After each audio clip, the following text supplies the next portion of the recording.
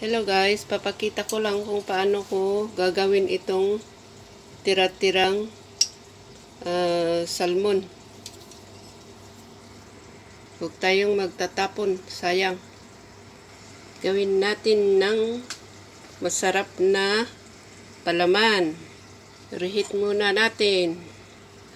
Kalahating avocado. Depende sa inyo kung gusto nyong buo.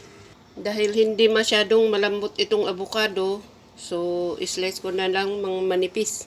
Pero kung hinog na hinog sana itong avocado, pwedeng ito ang idurugin para siya na ang parang mayonnaise ng salmon.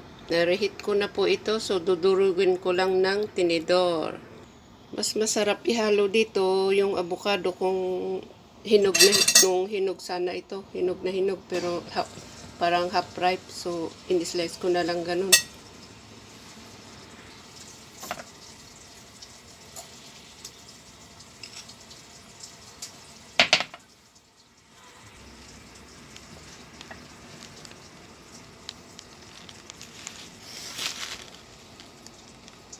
Ganon.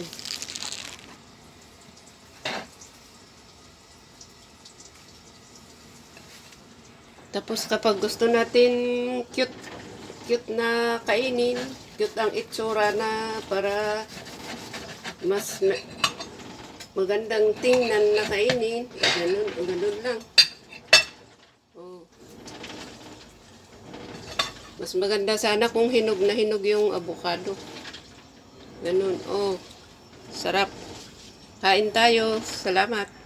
Minsan yung boneless na bangus, ginagamit ko rin minsan na ganito. Siyempre, mahal ang mas tira-tira lang kasi nila tong salmon. Sarap. Very masarap.